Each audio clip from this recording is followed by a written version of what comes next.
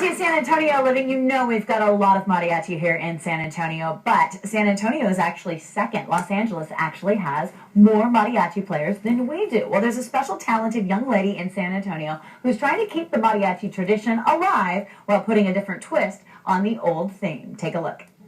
The music business is very competitive, being a mariachi even more so.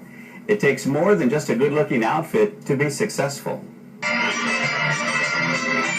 When you think of mariachi groups, you typically think of four men, typically older, who, well, have been playing for birthdays and weddings for years, and sometimes, honestly, you get a little less than what you're paying for. But a young lady from the South Side, specifically Harlandale High School, decided it's time to change that stereotype.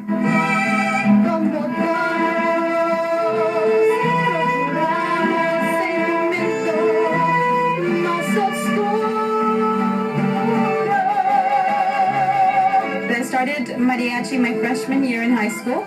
I was in sports before, but a friend of mine came and told me about the mariachi program, and at first I was like, no, I don't want to play that music.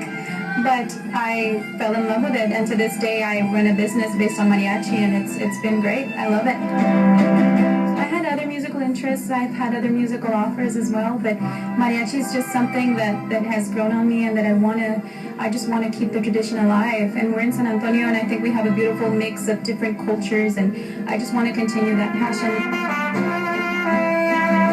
Mariachi is very competitive because there's plenty of mariachi. I would say it's one of the capitals of the U.S. for mariachi.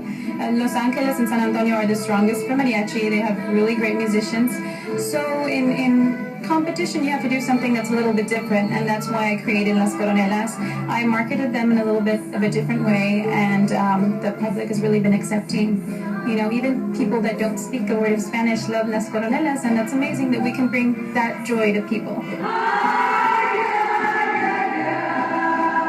There's a lot of requirements to be in Mariachi Las Coronelas, so we try to offer something a little bit different to the public rather than the stereotype of mariachi, which is something we're trying to change, because there's been a stereotype that mariachis just drink, or they're overweight, or they're just, four big, men that, aren't going to be professional at your event, and we try to change that stereotype as much as we can.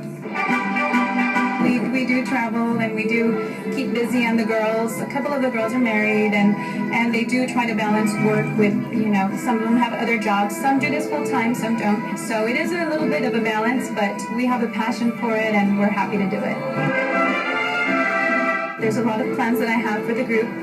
This summer we start recording our CD, we start doing bigger concerts, we travel a little bit, but I just want to keep growing the mariachi, and I want people to think, when they think San Antonio, I want them to identify that with Las Coronelas, and we really want to make San Antonio proud.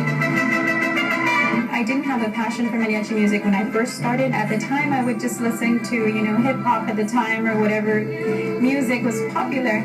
But once I found mariachi music, I just really, really fell in love with it, and I haven't stopped ever since, and I don't want to. It's important to keep mariachi alive. We never want it to die. I mean, so many people have worked hard to keep the music alive, and we only want to continue that.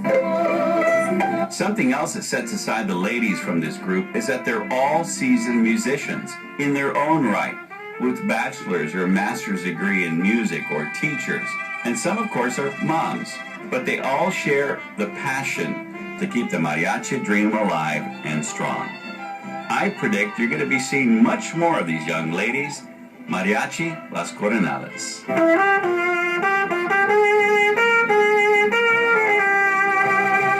Hey guys, by the way, I'm now available for rent. I'll have a group of me